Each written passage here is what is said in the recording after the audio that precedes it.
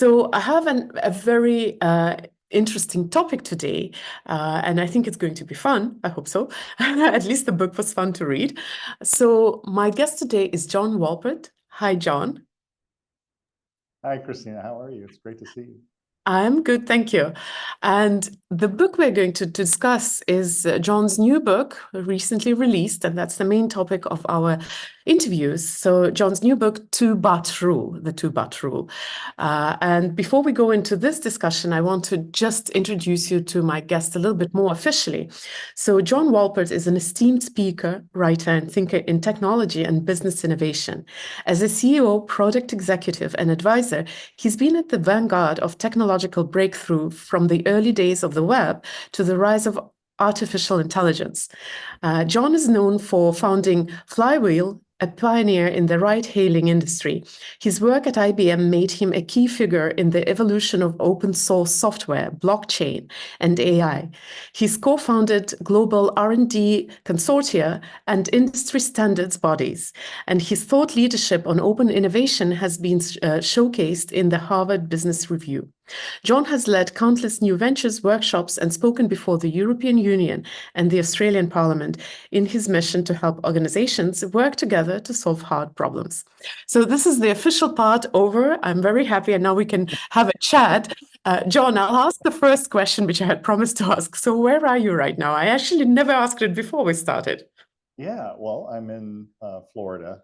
I'm not usually in Florida, but a family matter came up, and so I'm here in the middle of Florida today. Usually, I'm in Raleigh, North Carolina, or California. Oh, I see. I'm actually going to Florida on Friday with my children. Oh, where? Where are you going? Well, I'm going with children, and that I guess has the answer to the question. Orlando. We've done that a few times. Yes, it's getting So, easier. I didn't know they jacked the prices so high that the crowds have thinned. You can actually get on the ride. it has become very expensive and it is very crowded. But before we go into the discussion about the two but rules or two buts, I want to ask, of course, when I was reading out your bio, it was kind of clear where it came from. But I have to say that when I was reading your book, I was actually quite amazed by some of the scientific language, in the sense where I was reading and thinking, trying to check myself, am I reading English? Why don't I understand half the words in this sentence? Oh So no. there are, or mostly in the examples, of course. But can I just ask a little bit of a background question? You must be Science must be something like a huge passion of yours. What is your background before the career? I mean, in terms of what you studied and what brought you to the forefront of technological discovery. It's a funny journey, and I guess when you live long enough, you can have a few lives. I went to Carnegie Mellon in 1984, but I was a theater directing major. Oh, I was in the theater, and but all my roommates were comp sci, and this was in the early days of AI, before the AI winter and all this. And I got really into it there. And then I transferred to Berkeley and studied a lot of things, neuroscience and rhetoric and English and history and stuff, and got pretty technical from there. I often say, people ask me what was your first programming language, because I have been paid to write code, but I've always written it badly. So I'm a product executive by training. oh, really? Yeah, I think when you're not being a CEO of a startup, you're a product executive. That's kind of it's the same job, more or less. Mm. So it's the, what are we going to build? Why are we going to build it? For whom are we going to build it? How are we going to build it? And what are the priorities? That's startup CEO. It's product executive. That's the gig. And but I think in technology, in particular, in code and software, which is most of my career, you need to be able to at least read it and know what you're seeing. Yeah. Which isn't as hard as people think. It's funny enough, right? So people say, what was your first programming language? I'm like, English. Because if you don't know what to write, or if you don't know how to explain what you want to do, then code is not helpful. So it's important to learn how to think. So a good liberal arts education with some engineering can help with both sides. I guess I have to make a little correction. Of course, these few sentences came as an example from time to time, and I was trying to guess if it was biology or neuroscience or what did you study, because it was so much. I mean, you're very comfortable with really forefront technologies. It's obvious. Now, it's all just Legos, right? I mean, yeah, we're all playing with little objects, whether any subject that you can think of, including any technological subject. When you remove the jargon and the stuff that protects practitioners from having competitors enter, the heavy language, and the I'm smarter than you stuff, and the I should get paid more because I have some kind of specialized knowledge. It's all just Legos. It really is. I remember at IBM, because I was a 3-time IBMer, and in R&D and product, and there would be people in the company who would say, "Oh, I'm not technical," and I'd look up their background, and they have a master's in computer science. I'm like, "What are you saying that for?" And I figured out that when somebody says I'm not technical, what they're really saying is I'm not interested. Because if you're interested, there's nothing about code that is actually that hard.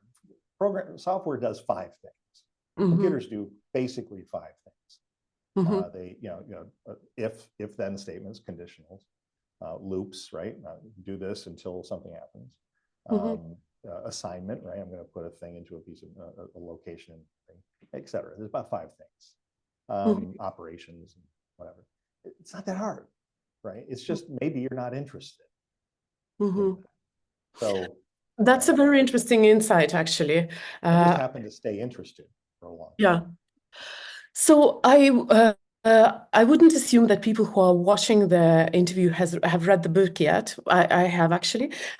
That's my promise. I interview people and I read their books.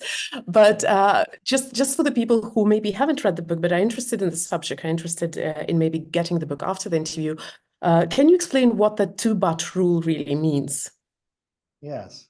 So I come from a long line of butt heads, right? Of people that chime in and say, "But that won't work," right? Engineers and problem solvers and managers, and it's like, I remember my dad, who I can see him over there.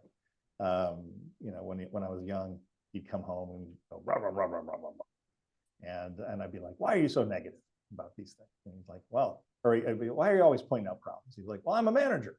My job isn't to solve problems, it's to find them." Which I don't know if that's true, but I always thought it was funny. And I'm a Gen Xer, right? And the boomers were really good at one-butting us to death, right? It was like, "Hey, what if we did this?" "But that won't work." Boom, right?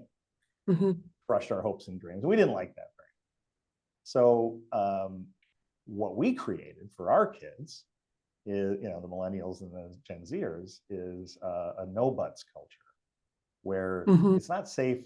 Wouldn't you agree? I don't know about where you are, but certainly here in the States, if you're a manager or the senior executive or the CEO, it is not safe to tell somebody else that their idea isn't very good, right?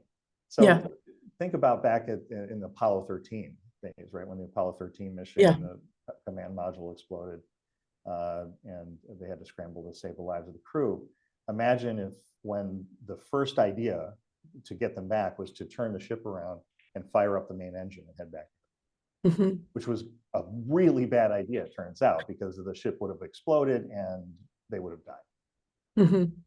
And imagine if somebody, when the engineers said, "But we shouldn't do that," if somebody said, "Don't be so negative." Yeah, think positive. Right? So you have to believe in it. Yeah, there's a tyranny of positivity that is which is a reaction to the tyranny of negativity that we all grew up in. So, well, how do you solve that? What we really want is a 2-buts culture. We want to say, all right, and so I've done this for many years in R&D with engineering teams and science teams. You're allowed to say, which is very important, because scientists and engineers you can't tell them in a brainstorming session, oh, no killer phrase is all ideas are good ideas. No, the idea that all ideas are good ideas is a really bad idea. What we need to do is love our bad ideas. We need to say, that's a terrible idea. Awesome. Good job. Congratulations on that terrible idea. Now let's see if we can iterate it forward using momentum thinking is the technical term. I called it the 2-but rule because it was just funnier than momentum thinking for innovation and product management. So you want to be able, so the rule, instead of saying, but you can't say somebody else's idea is a bad idea, I would say, but you can say but you have to bring a second but. You always have to bring a second but to the conversation. And then somebody else can say, but that won't work either. But it would have, but that won't work either. And you can, within the rules, you can say, it doesn't have to be a particularly good second but. You can have a silly but or a fuzzy but. Say, and this is a true story. I was running a research lab. We were given this problem by at IBM. And it was a really gnarly problem. And the new hire steps right up and says, first day, what if we did this? And an engineer on the team chimed right in with, but that won't work. And I said, but it would if.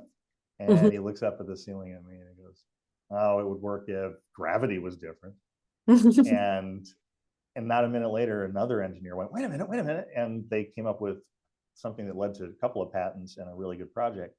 And of course, we didn't solve gravity. That's a different story. But we did maintain innovative momentum. Right? So that crazy silly but led to a new context on how to think about the problem that led to. Then somebody else could have said, but that won't work either. But what if? But that won't work either. And that is often people think what I'm really talking about is yes and, right? Oh yeah, it's like yes and. I'm like, no. Yes and, if Dr. Evil or Hitler is telling you their plans for world domination, you don't say yes and. You say, but maybe not that, but maybe we can get you some therapy. That would be a better use. I see. So it's a different idea. So what's the difference between the first and the second but? Well, the first but is identifying, a problem with somebody's intention. I'm glad you asked that because intentions are really what this book is about. An intention is when someone forms an intent to either overcome a problem or capture an opportunity. They want to start a business, they want to change careers, I want to deal with a relationship issue, I want to change the way I act or behave, or I want to lose weight, whatever it is. You're forming an intention. Now, intentions are interesting. In science and engineering, we often talk about inventions, right? We talk about innovation as, oh, look at this thing I invented. Here's the pencil. I invented a pencil. I can show it to you. I can patent it, right? I can tell you, oh, it's got a little pointy end on one end. It's got a little rubbery end on the other. And here it is. Here's the pencil. If I put it on the table, it's just sitting there. It's doing nothing. An invention without an intention is inert. And it turns out intentions are terrifying. What I intend to do is hard to share and a little bit scary to share even with yourself. And you're in a very uncertain and vulnerable state when you tell someone else what your intentions are, right? Say, hey, what if we did this? Or I want to do that, or let's do this. And then they say, but we can't afford that, but I don't want to do that, or but you're just a big dummy, right? I mean, and if you just leave it there, you've mic dropped, you've killed momentum, right? That's the one but culture that I was talking about. And that's very damaging to a relationship very often, especially today in the culture that has arisen thanks to, us Gen Xers.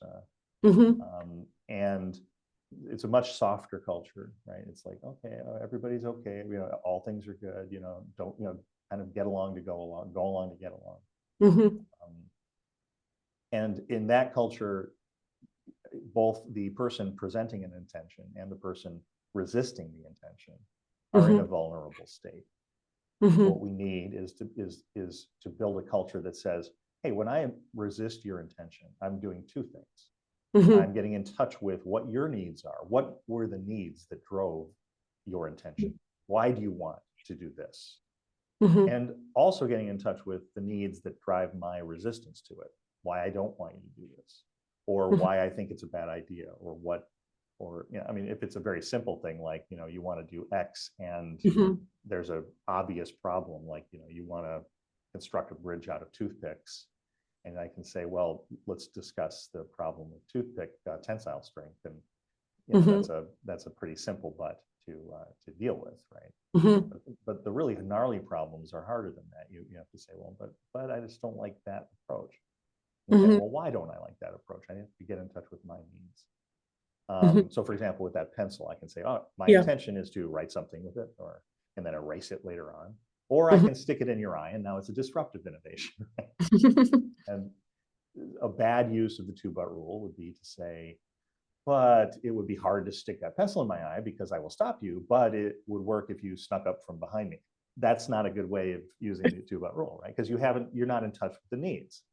But if you said, but I don't want you to stick that pencil in my eye because it would hurt, but I understand why you want to, and A, I'm sorry, and B, maybe you can punch me in the arm if it helps, right? Then you've successfully applied a good, you know, two-but rule. So it's really about intentions. At the end of the day, most people, what they want is to feel like they've been heard. So the deepest need, aside from Maslow's needs, is just to be heard, right? And so if you can tap in, even when you're resisting, into somebody's needs and say, and show that you've heard them, and then it opens up a window to be able to let them also be receptive to your resistance, right? And they can say, but what you just said, it won't work, but it would have, right? And if everybody is expecting that second but, imagine what that does to culture. Because now I'm not resisting. I'm not going, oh, you resisted me, I don't like you. I'm saying, oh yeah, well, great. You don't like my idea? Well, show me your butts, which I think is hilarious. I think we should all be saying. Well, if the person understands which kind of butts you're talking about. It is important to know to spell it correctly when handling your butts at work. I want to ask a question maybe a little too early. I usually ask who the book is for at the very end of the interview. But as I was reading, I was wondering, because what you're sharing is in a way a social agreement.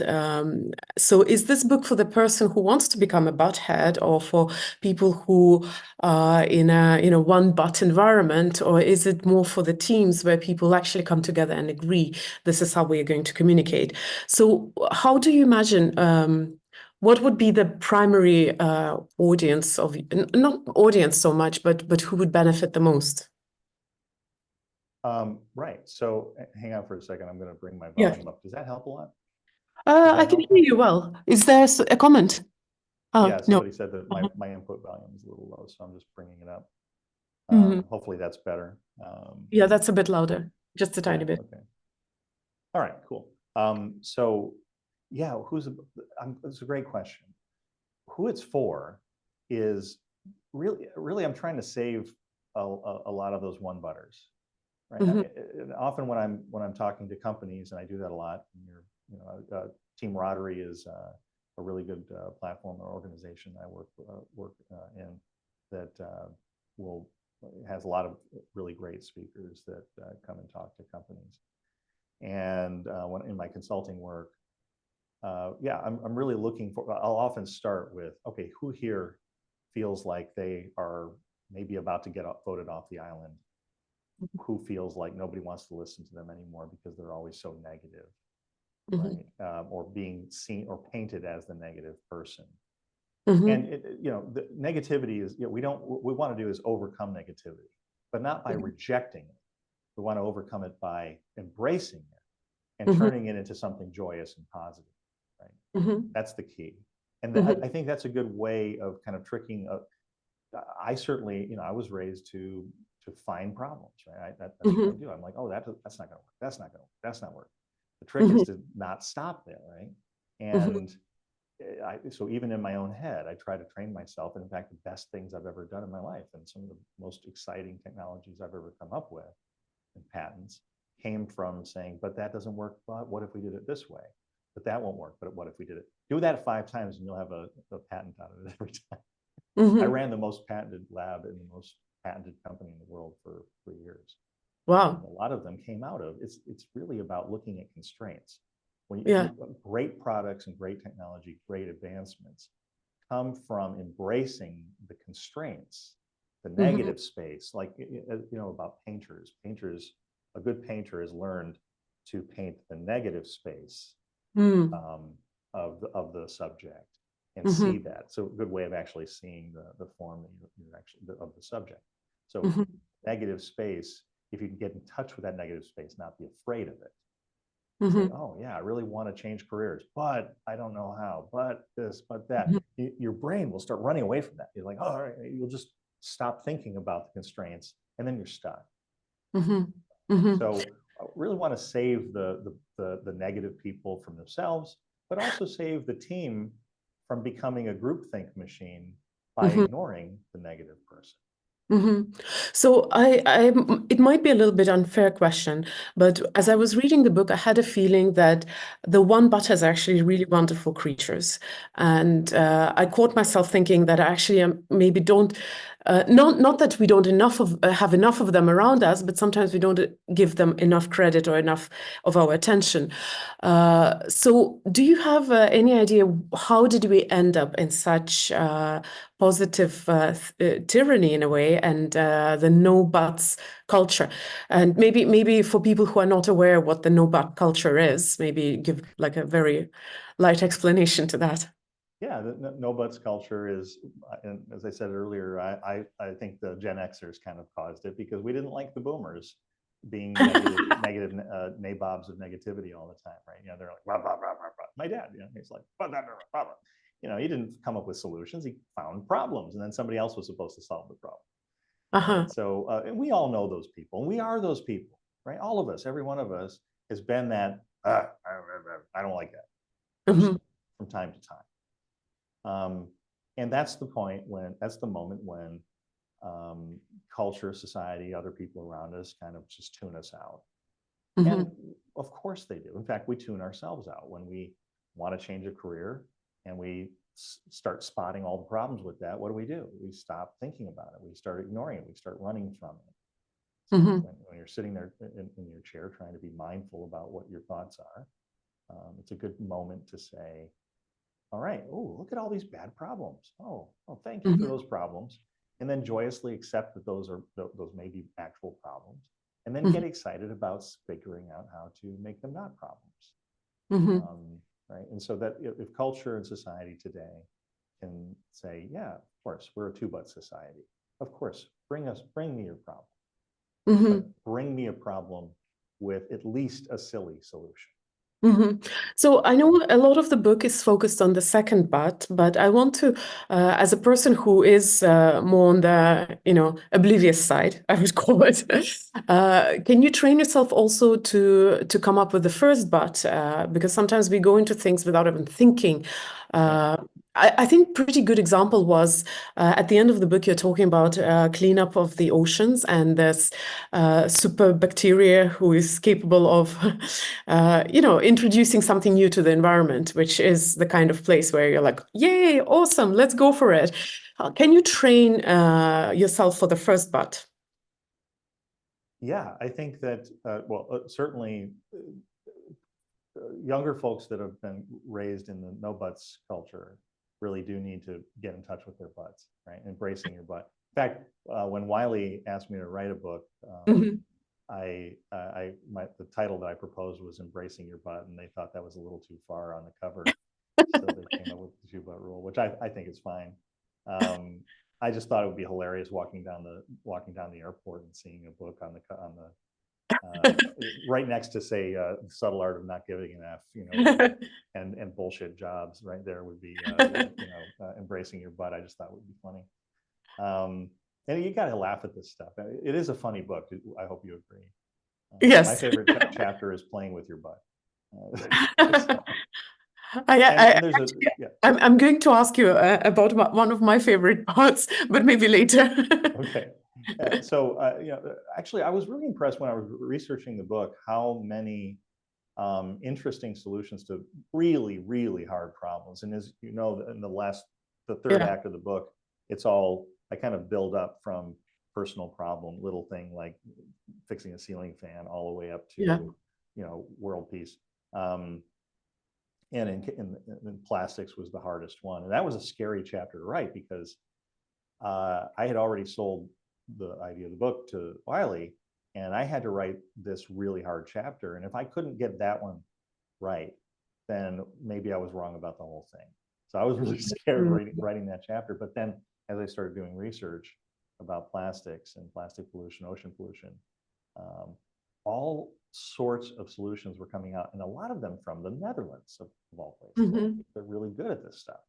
And so I really liked in particular, but we got to get river waste from getting to the ocean. But if we put up a barrier, fish die, and maritime transit doesn't work, and but many buts. And somebody figured out, but if we could put a little hose with that generates bubbles along the bottom of the river, and they call this the Great Bubble Barrier. It eliminates, I don't remember the specific number, was it 88% or 92% of all micro and macro plastic waste, because they put it on an angle and it basically floats up the plastic and shunts it off to the side where it's collected. And it doesn't disturb fish, and it doesn't disturb transit. And I thought, that's a great second thought. But then you have another one. But now you've collected all this plastic and you don't know what to do with it. But we could maybe break it down here. And the economics aren't right. But they would be if we maybe created a way of reclaiming a lot of that right on site and generating benefits for the immediate community, et cetera, et cetera. But that has another problem. But it wouldn't be a problem. But life is a chain of buts. You just have to keep going. And the Dutch are really incessantly committed to solving those problems. So for people who haven't read the book, I have to say that it does have a lot of remarkable applications. I understand that the theory came actually from science rather than from everyday life, but I mean the poopy diaper example was definitely about everyday life. Now I want to stay on the first part still. The one thing that I found very interesting, and I'd like you to maybe explain to our listeners, is why it is important to approach a theory from the opposite, from the negative. You were talking about negative space, but also in your book you talk about how science is actually based in the idea that you have a theory, but rather than trying to find the proof of your theory, if you're a true scientist, you actually go and try to disprove your own theory. If you could elaborate why this approach is better than going out and trying to prove yourself right. Wow, what a great, you really did read the book. Wow. So the science, the null hypothesis has always been, or actually not always, for the last 150 years or so, 125 years, has been sort of the gold standard in experimentation methodology in science. I'm just looking at a note here, just making sure that everybody can hear okay. In science, so obviously, when you're testing a drug, you don't test the drug by saying, you set up the null hypothesis. You say that instead of saying the probability of this drug being effective and safe is this, you say the opposite. Right? You say that we're going to test for the probability that it is ineffective, right? And then you disprove the null hypothesis. You say, we cannot generate a statistically valid evidence that our hypothesis is true, right? And the hypothesis is the negative one. That's just science. A really good way of explaining this in product is, which I think might be more accessible to people, is what happened when I was the CEO of one of the first ride-hailing companies, Flywheel. And we went out and we had an hypothesis. We believed that in 2008, there were taxi hailing apps that you could get on your phone. One of them was Taxi Magic, but all you could do is book the car, right? It was just a booking service, right? not very satisfying. We had a theory that seeing the cars driving around on the map mattered. And that seemed, you can see why today that seems obvious, but in 2008, it was not obvious that that mattered at all. Nobody had ever tried it. Nobody ever saw cars driving around real time on a smartphone map. So we went out and tested that with people. We'd walk up to people on the street and show them a fake app, and that just kind of automatic. It was totally fake, but we had little cars driving around the map, and we're like, oh, see. And if they tried to pull their iPhone out of their and try to get the app, and this is 2008 or 9, when it's not certain that everybody would have that. We'd collect that data, and it turned out lots of people were excited about that, so it validated us. But in another experiment, we had to validate that the drivers, the taxi drivers, had smartphones and that they could put the app on their smartphone, because we'd only raised about $1 million in those days. We raised 50 later, but and so we didn't really have the money that Uber did to just give everybody units. So we wanted to put them on their phones. And sure enough, so we had everybody, we called all the taxi dispatches in San Francisco and had them tell their drivers that if they came to a place called Bob's Donuts on Polk Street at a certain time, we'd give them a donut and coffee if they showed us what phone they had. And 25% or more of drivers, 100 drivers showed up. 25% of them had iPhones. So we validated our idea, right? We didn't use a good null hypothesis. We validated our idea. We're like, oh, exciting! The drivers have a smartphone. Wonderful. Let's go build the app, right? Incidentally, by the way, I met my wife in that donut shop. So I have her on camera. The moment I met her, because I got her saying, "Oh, this is a great idea." I use that in venture pitches. Fun story. Anyway, so when we went to work, we did the app. What we didn't learn in that test was that most of those drivers had jailbroken their phones. And so they were once we got to market and we put the app on the phones and we had them all out there and we launched, nobody was getting rides, because in those days, if you had the app running and you were on the phone, and taxi drivers are always on the phone, you weren't getting data. So nobody was getting rides. It was a very expensive mistake. We weren't looking for all the buts. We were looking to validate our assumption, rather than using that opportunity to find all the other problems, because people don't like finding problems. We're scared of problems. So the correct action would have been to ask yourself, okay, this is a great idea, but why wouldn't it work? Yeah, you say, okay, they have 25% have phones, but it still won't work because, right? You want, I think if anybody here is in product or on a team building something, it's good to assign the designated negative person, right? The designated chief butthead, right? And they should be honored and maybe rewarded for finding the butts, right? And then get them on a wall, right? During every sprint, like, but this won't work either, but this won't work. And then at the end of the sprint, you match them to, but it would if, but it would if, make it a fun thing. Yeah. Make it joyous. And then go to work on those, right? That would have we would have seen that if we had somebody going, yeah, sure, but it's still not gonna work, right? It's just that we don't like listening to that guy, right? We don't like being that guy. We don't like listening. In fact, I think I have a position open in my team. I need a chief butthead. Because I'm not very good at the first butt. Now, if we come to the second butt, I know you have a lot of variety of different butts that you're talking about in the book, but I want to ask about the silly one, because that was something which I didn't expect in a book, which was actually in a lot of ways based in science and really like technology, which is way beyond my understanding. Why a silly butt? What's good about a silly butt? Well, sometimes you just can't come up with a really good second butt. Right? It's just that it's beyond you, and there's just something about the problem that you haven't figured out, and so you don't have a solution. And right, I like Anna's comment.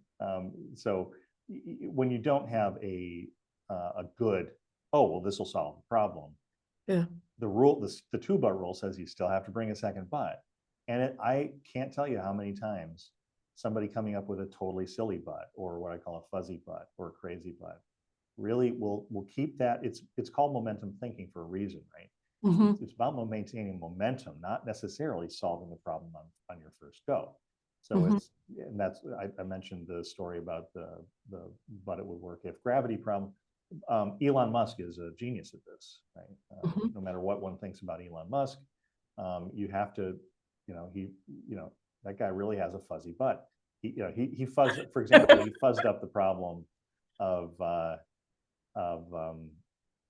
not being able to affordably create rockets that would go to Mars as a private company, and he broke that down into first principles, and famously, or is reported to have said at some point, well, it would be affordable.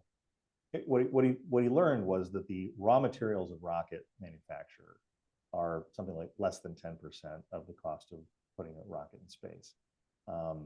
So it's really about manufacture, assembly, QA, and all those other things. And so he got thinking about that. It's like, well, we would have an affordable way to make rockets if we had a magic wand that turned atoms into rockets. And of course, now what do we have? We have additive manufacturing. We have 3D printing of rocket engines. And that's one of the ways that he made it affordable. It's not the only one, but you see the point, right? By fuzzing up the problem, dropping back to first principles, you can solve the problem, or at least you can keep your team on side. So the Lewis and Clark story in the book, a lot of people like that one, because many people didn't know. So Lewis and Clark, for people that don't know, were these scouts that were sent to find a way to get to the Pacific from the eastern seaboard, from the Missouri. So they were sent off to go up the Missouri River to its headwaters, and it was hoped that that was basically the Pacific, and it wasn't. But along the way, they found this fork in the river, and that fork had not been told about. Nobody had told them which fork went in the direction they wanted to go. And they had to puzzle it out, and they both looked really good. So most of their crew, in fact, the expert river person, waterman, Private Cruzate, was convinced that it was the right fork. And Lewis and Clark became convinced on their own that it was the left fork. Now, they could have said, but you want to go right, but we want to go left, but we're the boss, so we're going to go left. Right? That would have been, but what they said instead, what they did instead is say, well, we hear it, we're going to send parties out for a day because we can afford one day. They came back and they did it one more time. And at that point, they still didn't have a truly good idea of which way to go. But at that point, when the captains said, we're going to go left, everybody was cool with it because they felt heard, and they had done their best. And even then they said, but we'll run an overland party with some things so that if they wound up being wrong, they could quickly fix the problem. So you see, I mean, even when you don't have a solid idea about what the solution to it is, momentum thinking, right? But we could try this, but we could try this, but we could try this, but that doesn't work either, but we could try this. Failure is, only occurs when you end on an odd numbered but, right? Yeah. But it didn't work. Okay, we're done, but we could try this. Okay, we're still in business. So, there's so much we could talk about a book. I mean, a book takes takes a long time to digest. But I'll leave for you guys if you want to understand about the second but better, because John writes a lot about the second but and how to present it and when to present it and all the practical applications of this rule, not just in work but in life as well. So get a book. and you'll get to know more. I have limited time, so I'll ask a question which will probably start rounding up this topic. So, how long do you keep playing this bud game? Because I am in Estonia, from Estonia, and if there is one thing about us is that we are overthinkers, and sometimes, and I've seen that with my own eyes in my years of experience in business, I've seen people who think and doubt and plan so much that they never actually accomplish anything. So what is the moment to stop butting yourself? That's a great question, and the answer is you time box it. In my experience, at least, the best thing to do is to give it you give it time, and you give it a time box. You say, look, we're gonna keep our we'll be open to this kind of ping pong for this amount of time, and at the end of that time, and it's usually about an hour and a half, no longer than 3 in any given session. And it's hard to make a rule for the larger, like, how long are we going to gaze at our navels before we make a decision, depending on a project. I always like to say that management really is the art of perfectly timed procrastination, right? Procrastination's got a bad rap because most procrastinators procrastinate too long. But a lot of people, we can make a lot of mistakes by making decisions too soon as well. The art is finding that moment in between where you don't make a decision until you have to, and you don't make a decision after you have to. And yes, that's really hard, but we keep working at it, right? So that's you at a macro level, you just need to kind of give an idea. Well, we don't really need to make this decision until this day. But then if you can say, this is the day, no more buts after this, for this particular issue. That's a good way to do it. So I'm not going to finish yet because I absolutely have to ask you, do you not like cats? Oh, I don't know where that came from. I honestly don't. There's a story there's a illustration in the book about, what is it? Evil. It's about minds. Yes. I don't know. I promise you I wasn't on drugs when I created it. It just made me laugh. I mean, most of the book got writ, as they say, because it was just too funny. I mean, I would just crack myself up every day. And it's a good way to write a book, right? And I have a 7-year-old son, so I'm uniquely qualified to come up with endless butt jokes. But I think I have to say, by the way, that I think you'll agree, right? The book is a serious book. Yes. But I'm trying to change culture, and you don't change culture with seriousness. You have to have a bit of fun. And so I have a couple of friends who are not into comedy, and they're like, "Oh, there's too many butt jokes." And I'm like, "Well, are there?" Because honestly, the one thing that people tell me is once they've read it, they can't stop thinking about it. Like it's just in their head, which is exactly the purpose. So, but I've got lots of comments like, "I'm rolling my eyes with this butt joke," and I'm like, I know, but you can't forget it, can you? Yeah. It's not just about butts, it's about cats and how cats are about to take over the world with their cuteness. That is a part which I also, it's stuck in my mind now, but because it comes as an example, of course, it's a great thing. Now, I did ask this question for a reason, not just to ask about the cats. I believe you are probably fine with cats. What I want to know is why is, since it's a serious book and you are in serious businesses, in very serious business, why is fun important? Because this is something which I noticed about both in the book and the marketing of the book. And I'm not used to people actually admitting that fun is important. Yeah. There's a really great speech by John Cleese, the comedian, Monty Python.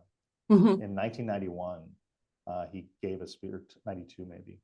He gave a speech to the Governor's Club.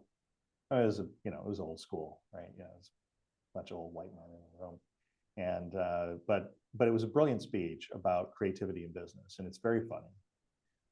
But he said, look, what really separates creative people from not creative people isn't any kind of innate talent. It's really a habit that one has to wrestle with a problem longer than others are willing to do. Mm-hmm. And so his advice is to sit, if you want to be more creative, regularly sit in a chair for an hour and a half, no less and no more, and lightly think about the problem, and don't let go until, and your first half hour is going to be all things that you need to do, and you need to call this person. You just, those things start to fall away, and then your brain starts to reward you with creative ideas. And I find that that's absolutely true. It's brilliant. But he also talks about teamwork and collaboration, and how you have to have a camaraderie that allows you to argue and allows you to get in each other's faces and be negative, but then you have to find a way back to forward momentum. If somebody makes you feel unsafe, then all creativity is gone, and it's not fun anymore. So you have to have this. You have to have play on teams. There was a chapter I didn't put in the book because the book was getting long, and I talked with my editor about it. But it's an interesting. I'll bring up this chapter that's not in the book called "Funny or Fired." So today, especially with remote teaming and culture change and different age groups in teams, I have a dear friend who doesn't have a malicious bone in their body, but they have these old verbal tics. Like they'll say things like, well, I won't even bring them up, but they're inappropriate now, but were appropriate in 1979. And it's not like he's just that's in his brain. There's a well-worn path to that line, and he uses it, and everybody under the age of 50 is like, oh no, please don't say that. Right? But we have a problem with how to be funny, because being funny and being playful is dangerous today. You can destroy relationships, and you don't. And being funny is something that happens in the moment, right? You can't edit it and kind of, so you can offend somebody, and you had no intention to do that, and then you've damaged relationships. And I was thinking about that, and my second but for that was, but we could create an app called Funny or Fired.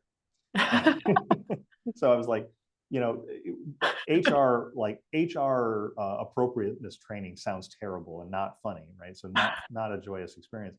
But what if we gave everybody an app where comedians could put jokes like shorts, like video shorts of jokes, and you swipe right if it's funny, and swipe left if you think telling that joke at work would get you fired.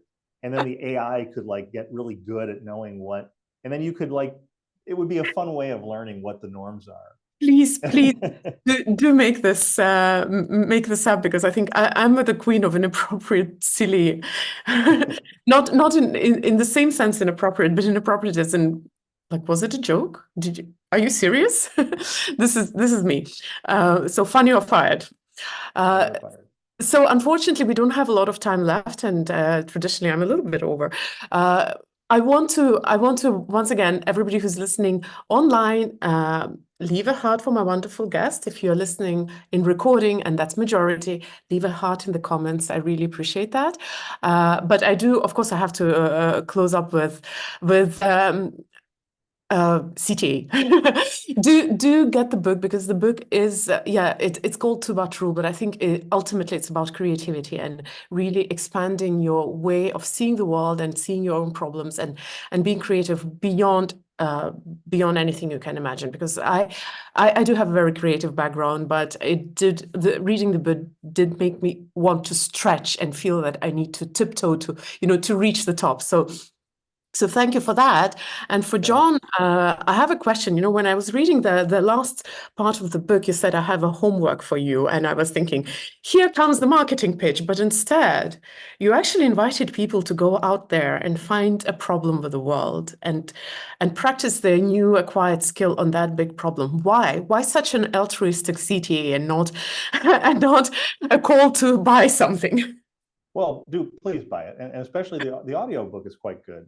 Jonathan Todd Ross did the audio book, and he just did a great job. On my podcast or on my Substack, number2buts.com, there's a fairly recent interview with Jonathan that I thought was great, and he's like the voice of Merrick. He's the bad guy on Yu-Gi-Oh. So if you watch Saturday morning television in certain countries. Yu-Gi-Oh is a very popular kids TV show. He's that voice, very good voice. He's done a lot. I think that the two-but rule is especially important for really gnarly hard problems, and we have a lot of climate change, social unrest. We're talking right now when some missiles were flying just the other night. It's a bad time. We need this kind of thinking, wouldn't you say? So that's, and I will plug one thing. If you go to number2buts.com and you happen to have an OpenAI account, you can actually use AI to explore all of your buts. It's really good. People have been quite excited about it. It comes up with, but it won't work, but it would if, and then somebody else says, but it won't. It keeps on going. And in a way, I wonder if that's not what this is really about, is exploring all those two buts can be a bit exhausting, as you said, for humans. But the more content we do this way, the more we're training AI to think that way, and that can be very helpful. So using AI to help keep the momentum going.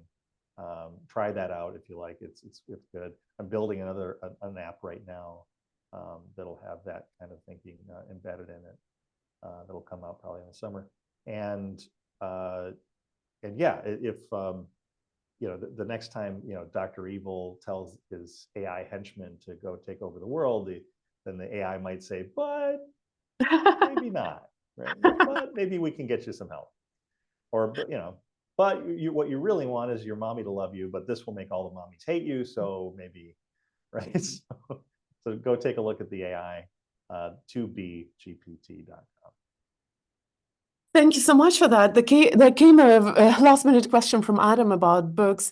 I'm not going to answer in detail, but we have a Mindvalley book club now, so keep following us. I bring such wonderful authors to interviews.